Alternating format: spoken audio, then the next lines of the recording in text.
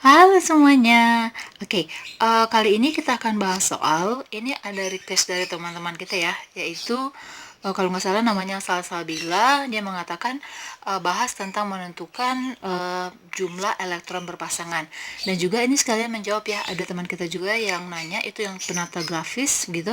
Dia menanyakan yaitu bagaimana cara kalau misalnya elektron itu ditangkap atau dilepas gitu ya, dia menggunakan subkulit mana, S atau P gitu. Oke. Ini dia.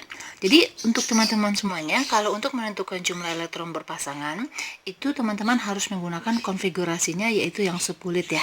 Oke, karena kita mau lihat elektron berpasangan itu pada subkulitnya, pada subkulit S, P, D, dan F kayak gitu. Tapi sebelum itu, sebelum kita mau buat konfigurasinya, teman-teman harus perlu tahu juga ya ini. Kan ada namanya bilangan kuantum azimut ya kan? Jadi bilangan kuantum itu ada yang bilangan kuantum utama, azimut, magnetik, sama spin kayak gitu. Jadi ini untuk sekilas aja ya, karena sebelumnya materi ini udah dijelasin dalam konfigurasi subkulit, tapi untuk refresh aja ya. Oke, jadi kalau misalnya subkulitnya dia kan ada 4 ya, S, P, D, F kayak gitu. Ini yang sering dipakai gitu. Terus ini untuk nilai n-nya, bilangan kuantum utamanya kayak gitu. Subkulitnya, terus nilai L-nya. Nilai L itu kan azimut, berarti berapa nilai dari subkulit ini kayak gitu. Jadi kalau S itu nilainya 0. Kalau P itu nilainya 1, D itu nilainya 2, F itu nilainya 3 kayak gitu.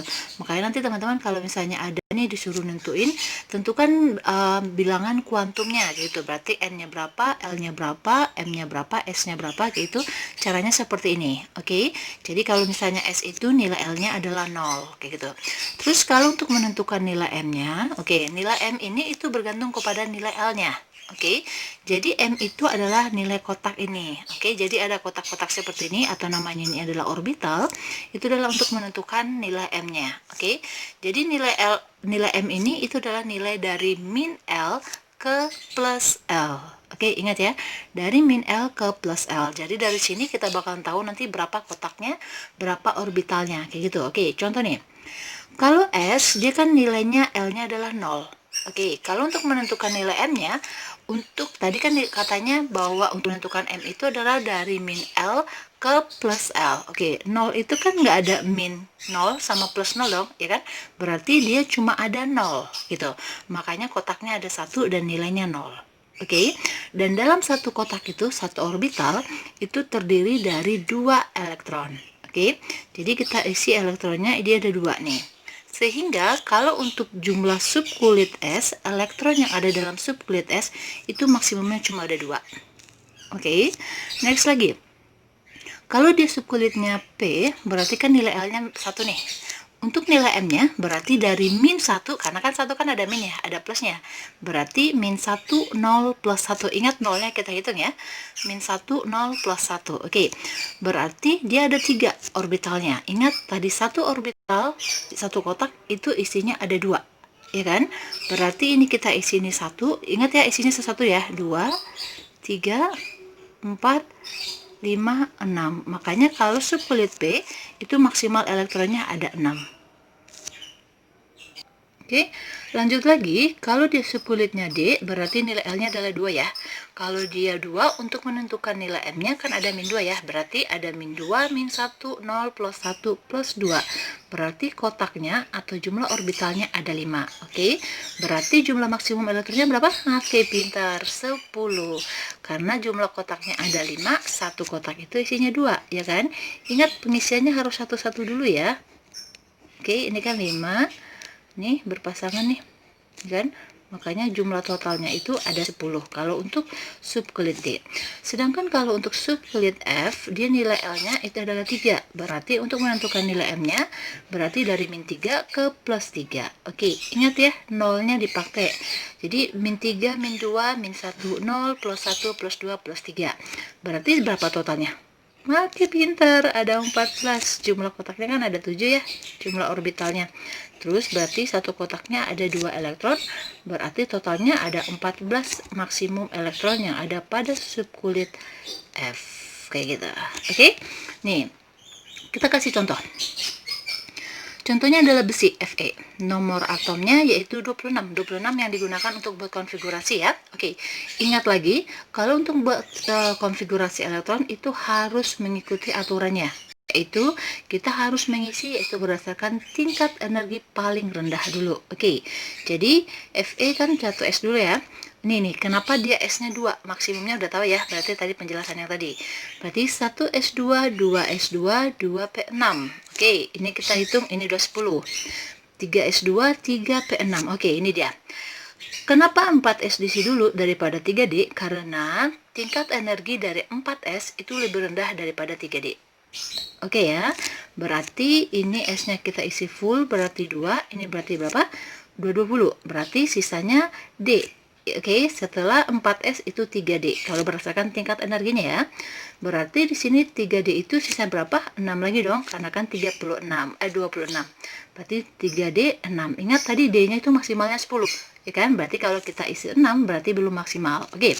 Sekarang kalau untuk menentukan jumlah elektron berpasangan, kita harus isi dulu nih sesuai dengan konfigurasinya. Jadi buat orbitalnya ya, buat kotaknya.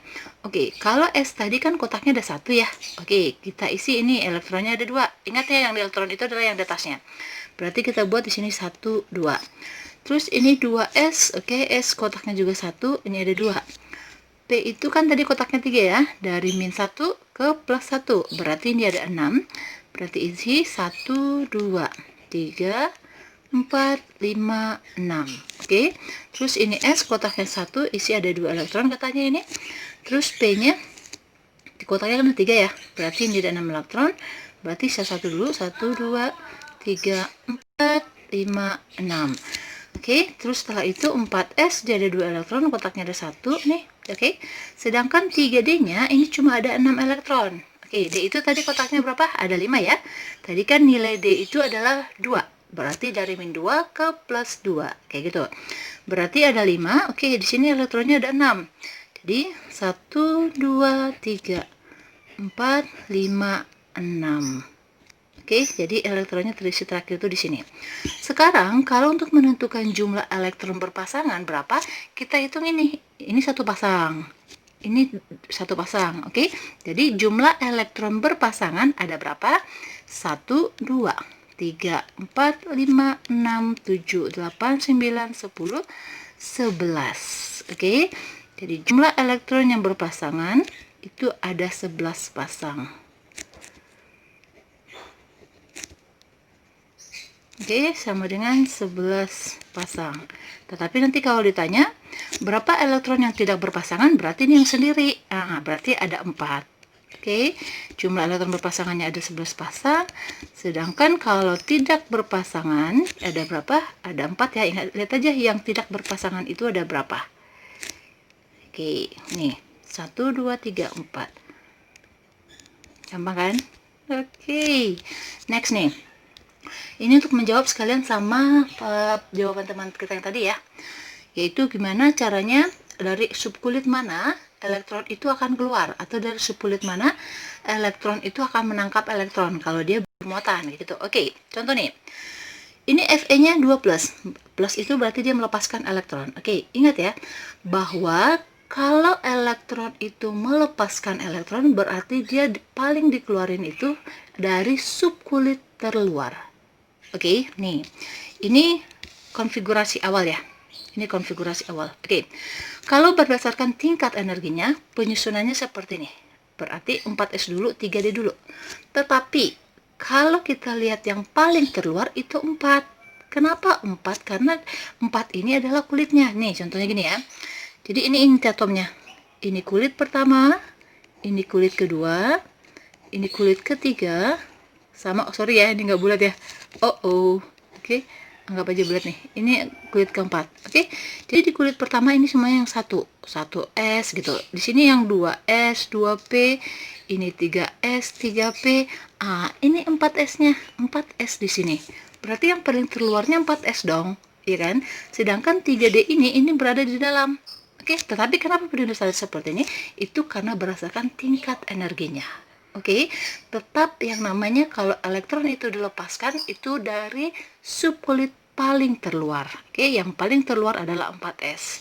Jadi, karena di sini yang dilepaskan ada 2 elektron, berarti dari subkulit S dikeluarkan 2 elektron. Oke, karena di sini S-nya maksimumnya 2, berarti ini habis, ini dikeluarin. Oke, berarti sekarang subkulit subkulit 4s-nya nggak ada lagi elektron, karena elektron yang dipunyainya yang 2 tadi itu udah dilepas. Oke, akhirnya konfigurasinya tinggal ini.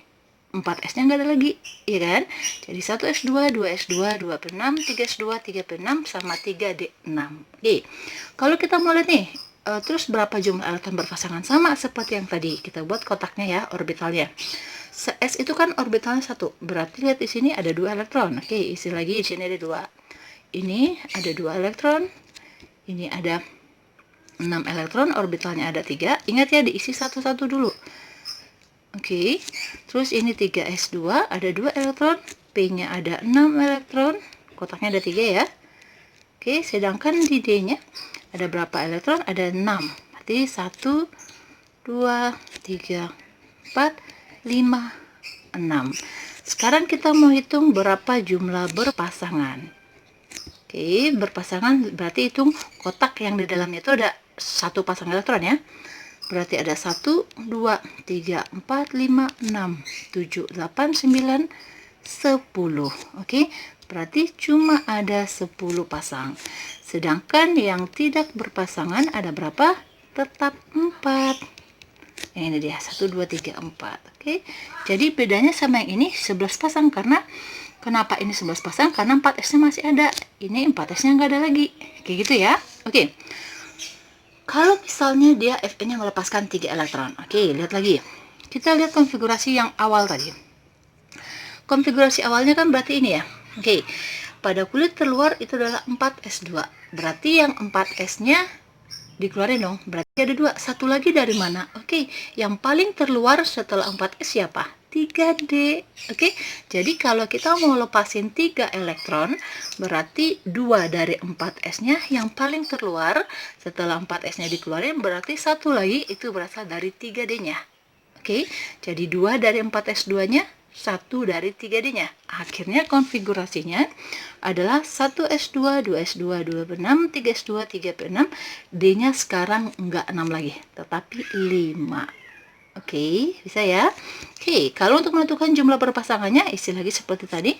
Ini ada 2 elektronnya. Ini ada 2. Sini ada 6, berarti sisa 1. Ini ada 2. Ini ada 6, berarti sisa 1 dulu ya. Oke, sedangkan 3D-nya itu terisi 5 elektron. Berarti 1, 2, 3, 4, 5. Ingat ya, teman-teman, kalau mengisi elektron harus satu-satu dalam kotak orbitalnya. Kalau teman-teman nanti buat seperti ini, contoh ya. Nih, saya ini tadi kan 5 ya. Nah, kalau teman-teman isi seperti ini kan 5 ya. Ini salah.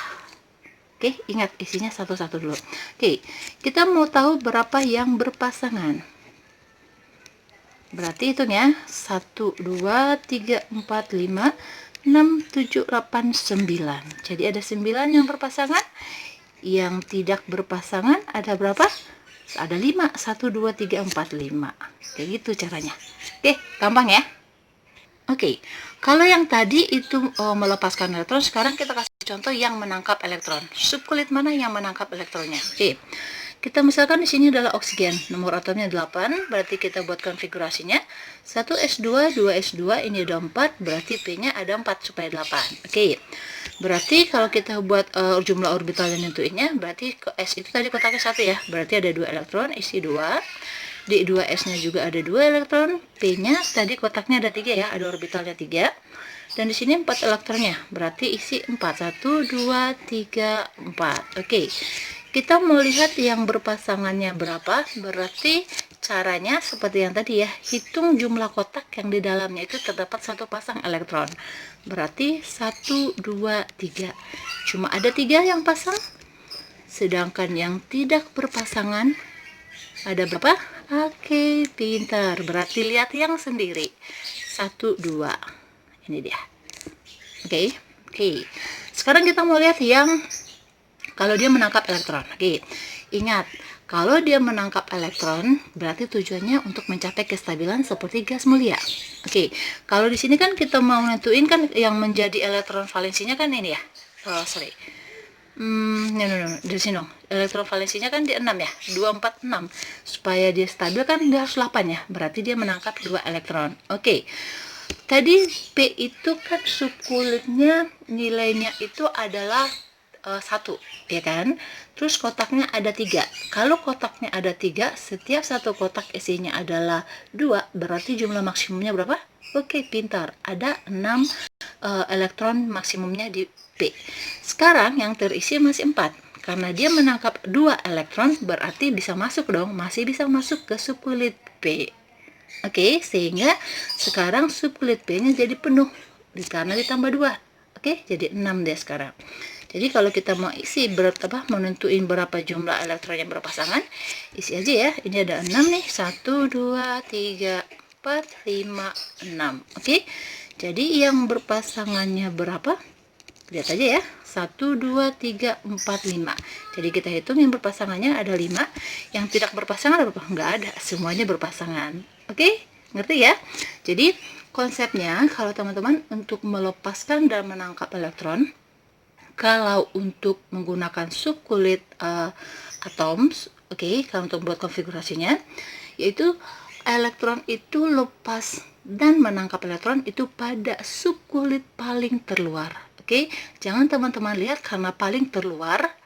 Misal kayak seperti tadi ya, tadi kan 4s2, 3d, oh yang terluarnya 3d, enggak, itu 3d itu belum terluar, yang terluar itu adalah 4s2 nya, lihat aja angka paling gede itu berarti yang paling terluar, kayak gitu. Jadi itu kenapa tadi 4s2, 3d6, itu karena pengisian berdasarkan tingkat energinya, karena aturannya. Oke, bisa ya. Oke, demikian dulu untuk pembahasan ini. Ini bisa menjawab pertanyaan teman-teman gue ya. Oke, jadi bagaimana cara menentukan elektron berpasangan dan bagaimana elektron itu bisa ditangkap dan dilepas pada subkulit yang mana. Oke, semoga teman-teman bisa bisa menjawab ya pertanyaan teman-teman semuanya. Dan jangan lupa, please share. Saya mohon banget sama teman-teman, please share sama teman yang lain. Jadi gunanya maksudnya saya buat video ini juga untuk bisa membantu teman-teman yang lainnya dalam keadaan sekarang ini belajar di rumah. Jadi saya bisa bantu teman-teman coba dengan cara seperti ini, kayak gitu. Jadi saya juga minta tolong sama teman-teman, bagikan sama teman-teman yang lain supaya mereka juga terbantu. Jadi sama-sama kita belajar walaupun keadaan kita sekarang masih seperti ini, ya kan, masih tetap belajar di rumah, itu nggak masalah. Dimanapun kita masih tetap belajar, asal ada semangat dan kemauan dari teman-teman semuanya. Oke, jangan lupa please share dan subscribe. Terima kasih.